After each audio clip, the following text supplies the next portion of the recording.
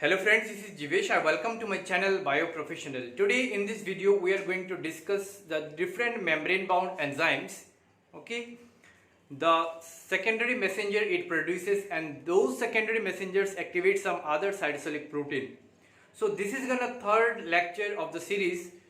Previously we discussed the receptor, ligand, extracellular signaling, intracellular signaling, and we classified the extracellular signaling depending on the distance traveled by the signaling molecule.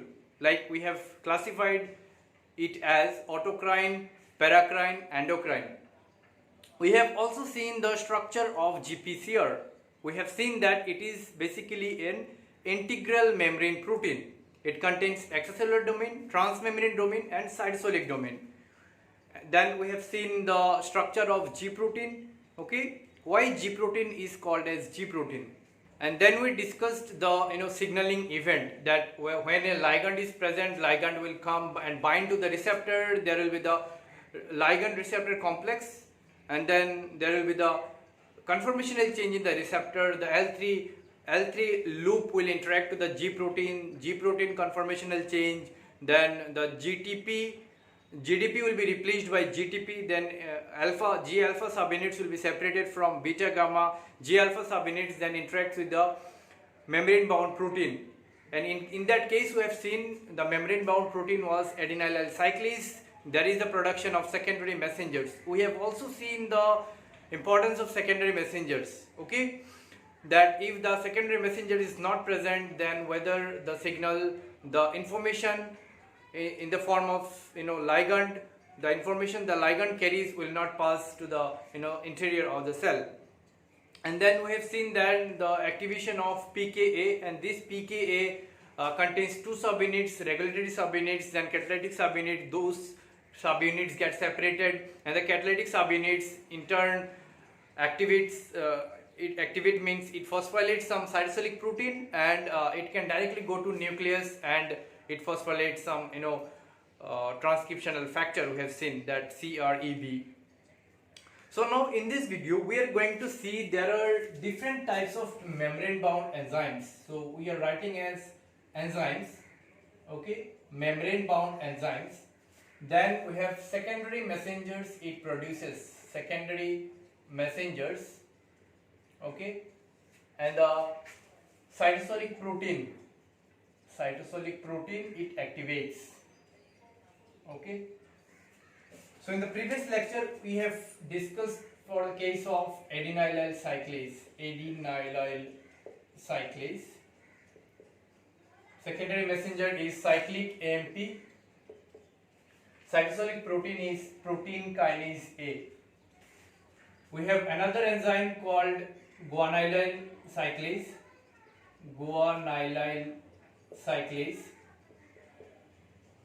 We have secondary messenger is cyclic GMP, and the cytosolic protein is PKG, protein kinase G. Okay, so we have seen like up to that level means there is GPCR, like there is GPCR.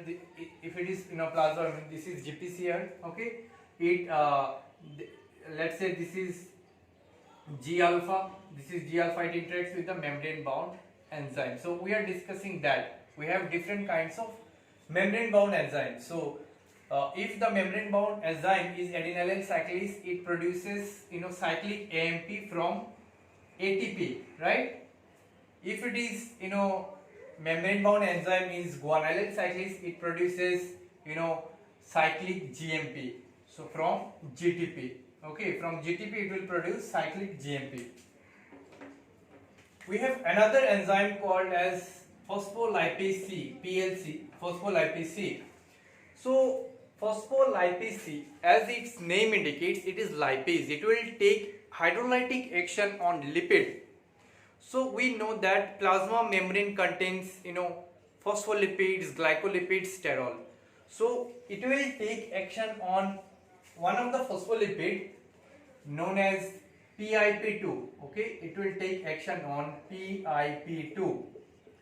PIP2 full form is, I am writing it here, full form is phosphatidyl inositol 4 inositol 4,5 bisphosphate. Okay, bisphosphate.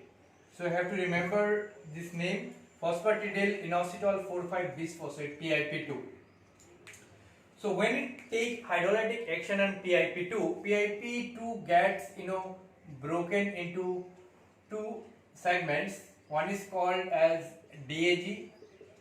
DAG is diacyl glycerol, okay, and another molecule is IP3. IP3 is inositol 1,4,5 triphosphate, okay, triphosphate. So this is also secondary messenger. DAG and IP3 both are secondary messenger. So what it will activate? So DAG will activate one particular protein called PKC. Okay, and what is the role of IP3? Let us discuss now the role of IP3, what it will do. Okay, and we will also see that how this DAG molecule activates this protein kinase C. So when PLC take action on PIP2, let's say this is PIP2, it forms two secondary messengers like DAG and IP3. Okay, so DAG is, as it is name indicates, diacyl glycerol. So it contains glycerol molecule. So as a result, this is what hydrophobic in nature. Okay, and IP3 inositol 1,4,5 triphosphate. Okay, so inositol is basically soluble. It is soluble, right? This is a sugar molecule. Basically, this is inositol, a sugar molecule, and as a result, this is what hydrophilic in nature. So what's the intention of discussing the hydrophobicity and hydrophilicity of these molecules? So if it is hydrophobic, it cannot enter to the cytosol. This is the most important point. And if it is hydrophilic, then it cannot reside in the hydrophobic region, that means in the plasma membrane region. So now you say that which molecule will reside in the plasma membrane and which will reside in the cytosol. So as this DAG molecule is hydrophobic, it will reside on the plasma membrane. Okay, it will not enter to the cytosol because this is hydrophobic. And as this IP3 is hydrophilic, so it will reside in the cytosolic region. Okay, it will reside in the cytosolic region. Now, what's the role of IP3? Okay, so IP3, what it does? Okay, let's say this is one particular cell. Okay, let's say this is the cytosolic region.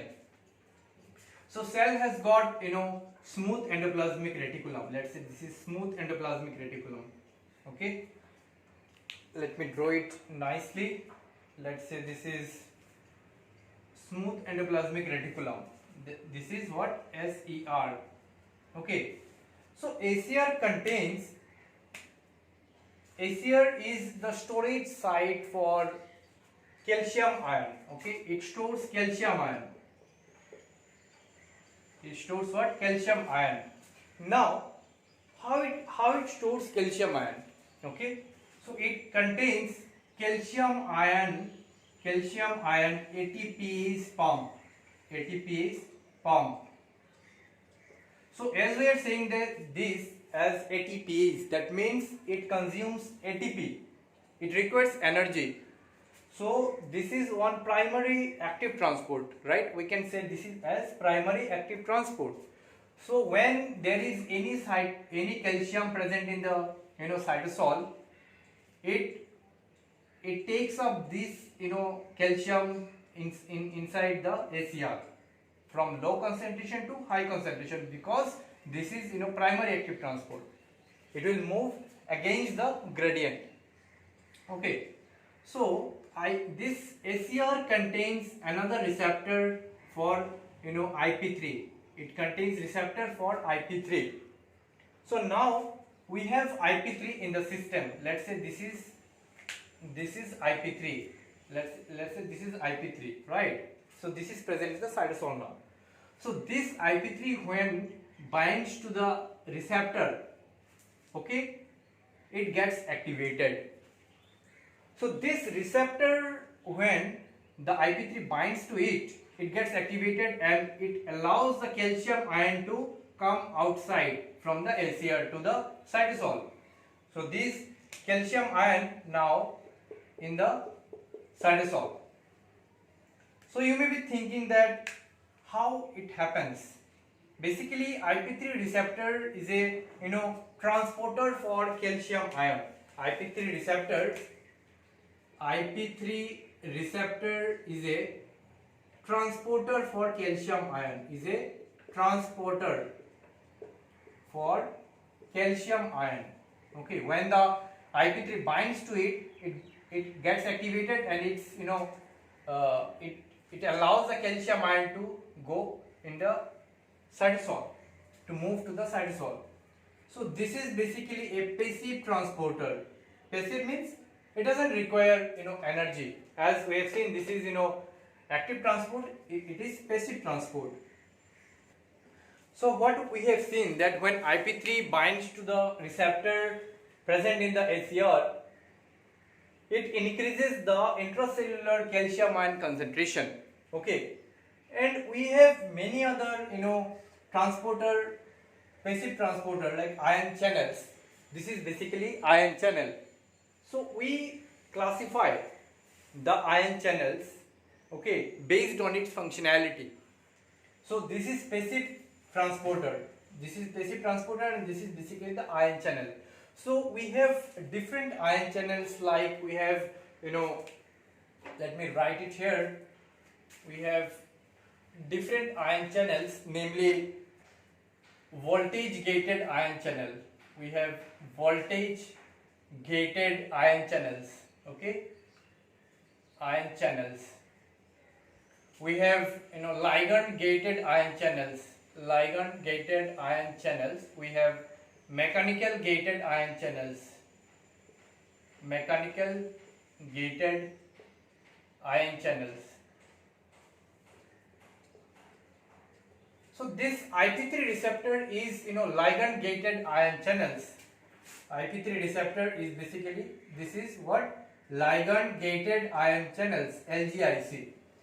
Okay, means when ligand, it is IP3 binds to it, it gets activated and it allows the calcium ion to increase in the cytosol. Okay, and likewise voltage gated ion channels means when the voltage changes in the cell, the channels gets activated, and likewise you have mechanical gated ion channels. So now we have seen the effect of IP3, means when the IP3 is there, the intracellular calcium ion concentration will eventually increase. Okay, now let's talk about the DAG molecule. As we have seen that DAG is one hydrophobic molecule. Let's say this is plasma membrane, so DAG will be present there. Let's say this is the structure of DAG molecule. Let's say this is the structure of DAG molecule. Fine. So I have said that DAG activates another cytosolic protein called PKC. Okay, so PKC. So let me draw the structure of PKC. Let's say this is the structure of PKC. It has two binding sites. One is called C1, another is called C2. So the C1 binds to this DAG molecule. This is DAG and this is what? PKC. So it contains C1 and C2 binding site. This C2 binds to the calcium ion. So calcium ion binds to it. So this calcium ion binds to this C2 binding site, and this PKC, the PKC contains two binding sites. One is called C1, another is called C2. This C1 binds to DAG molecule, and then PKC will get activated. Okay, so DAG always functions through PKC. So this PKC and DAG when interacts, and we have to have calcium ion in the system. So when phospholipase C, PLC, take action on PIP2, we get both DAG and IP3. So this is a interlinked system. So when there is IP3, only there is presence of calcium in the cytosol, and this DAG and PKC will activate. So basically we have seen for now 4 prominent intracellular, secondary messengers. We have another secondary messengers, right?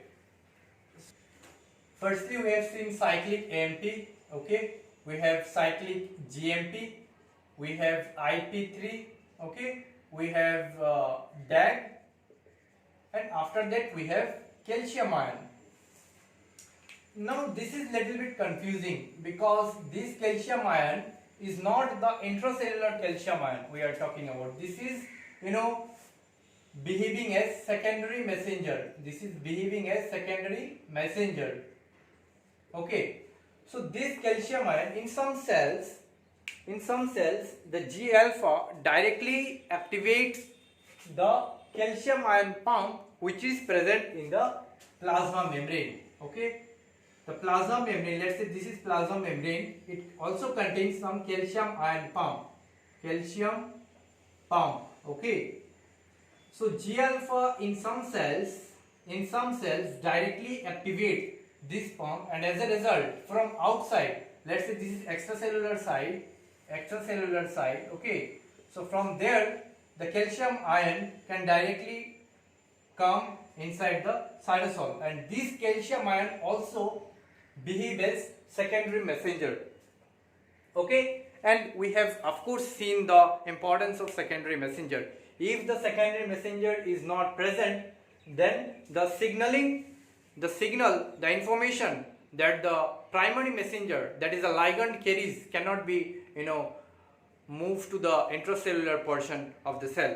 So now we understood there are different types of membrane bound enzymes and the secondary messengers. Okay, now let me write some of the ligands that is used in the GPCR, because GPCR is a huge family of signaling, because you will see plenty of ligands are there. Most of the hormones in your body working through this pathway. So let me just write some of the hormones that uses this pathway. Later on I will give detailed all the ligands and what secondary messengers it uses, and everything, every detailed information that you require for the preparation of your exam. So for now let me just write some of the ligands that is there. Again, apart from that you will get various other signals. So for now you have calcitonin, right? Calcitonin is a hormone, so it uses this GPCR signaling. We have ADH, we have glucagon, we have epinephrine, we have norepinephrine. Okay, we have parathyroid hormone.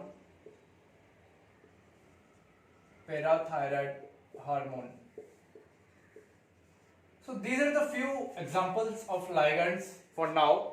Okay, and of course I'll give later on all the details of the ligands that is there. So in the next lecture we will try to see, by taking one specific example, right, we will see the case of glucagon and how the signaling occurs inside your body. Okay, and of course it will be very much helpful for your exam, because you see you can find different questions related to the ligands, because there may be questions like the name, there will be different types of ligands there. You have to identify which pathway it will use. like we have GPCR, we have receptor tyrosine kinase pathway, we have serine threonine kinase pathway, then we have nitric oxide pathway, JAK-STAT pathway. So we have many different types of cell signaling pathways we have to learn, and based on that we can answer, right? You can also find questions like there will be name of the pathways will be there, you have to identify the ligands, okay? And in another case you can also get like name of the, in one side name of the pathways will be there and the name of the ligands will be there, so you have to match. So likewise you can get questions. So if you like my video, please hit the like button, subscribe to my channel and share it with your friends so that they can also prepare for these type of competitive examinations. Thank you for watching this lecture.